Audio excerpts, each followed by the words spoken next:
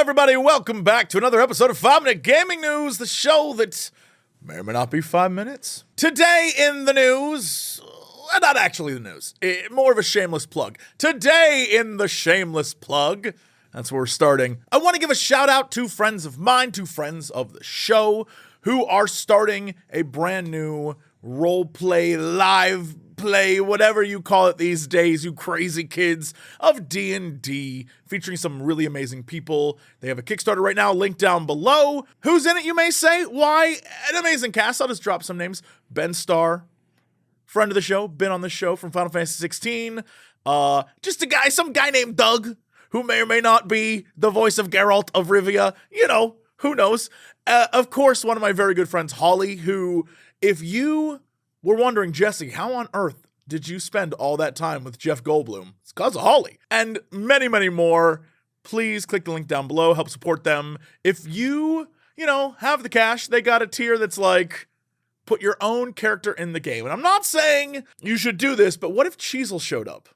If you don't know who Cheezel is, what are you doing not watching my D&D stuff? Cheezel is a chaos agent. Anyway, let's get to the news. Over the weekend, some unwanted guests crashed the UK's largest gaming event. And no, it wasn't that dude from Gamescom who wanted to talk about GTA 6 or whatever. Prominent environmentalist group Just Stop Oil casually rushed the stage during EGX's Tekken 7 finals and sprayed orange paint across the stage and gaming equipment, preventing the players from finishing the match. And why did this organization target EGX specifically? Because the event has ties to Barclays Bank, and because oil giant Shell sponsors video game battle royale Fortnite. Which, oh yeah, that whole Shell sponsoring Fortnite deal was certainly something. Nothing says getting kids into fossil fuels quite like Fortnite. I would have loved to be a fly on the wall for that pitch meeting. Look, regardless of your stance on protesters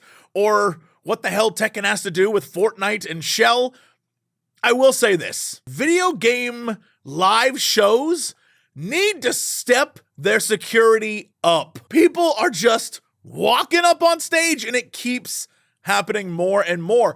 And right now it's just goofballs trying to get their 5 minutes of fame, or a protester trying to stop whatever's happening for a reason of whatever nature. But eventually it could be something worse. Not to mention that at EGX in general, there were several reported incidents of harassment towards women, causing even more concern regarding the convention. Clearly EGX and really the rest of the gaming space have a lot of work to do as we move into the 2024 convention and big time cool kid show season. In other, and dare I say, shocking news, this past September, Wii U, that's right, the Nintendo Wii U had its biggest month in years, selling more than it has sold since the middle of 2022. And by that I mean one console. According to Matt Piscatella, executive director and video game industry analyst at Circana, one new Wii U was sold in the US in September. First time a new Wii U sold since May 2022. Last time a new Vita unit sold was in November 2021, when 3 were purchased. Is any of this at all meaningful? No. Sales fun facts that do not matter. Now, this purchase could be from a variety of folks, as noted by GameSpot. Hardware manufacturers are known to buy back stock after production is concluded. It could be a collector wanting to get their hands on a Wii U before they're all gone and online services shut down next year. Or perhaps it's a grandparent hoping to get their soon-to-be disappointed grandchild that new Nintendo console.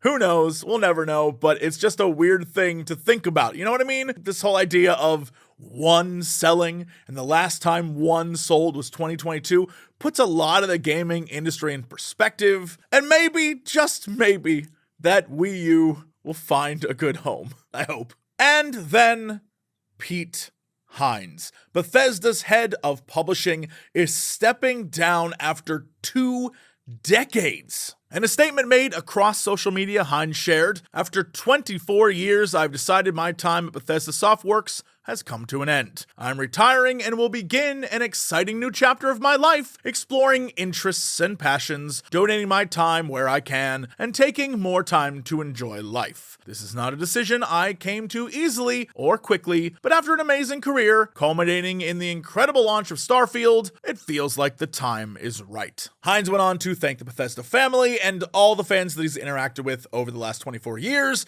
Look, it makes sense to leave after Starfield, and you don't need to read into it. There's nothing crazy going on here.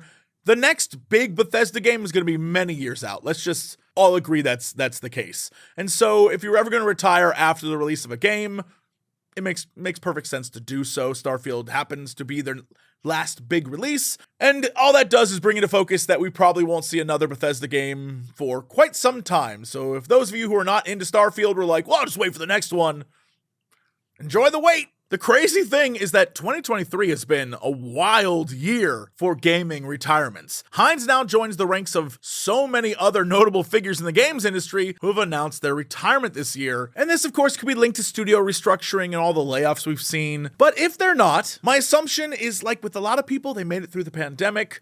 They kind of had like their worldview shifted a little bit. They pushed out their game, they did their thing, they committed to what they said they would commit to, and now they're like, nah, this rat race isn't for me. And so, I get it. I understand. I also understand that this show would not work without patreon.com/Jesse Cox. It's because of you that we get to do this, and I cannot thank you enough, and I'm going to keep thanking you. That's it for me. See y'all tomorrow for another episode of 5 Minute Gaming News.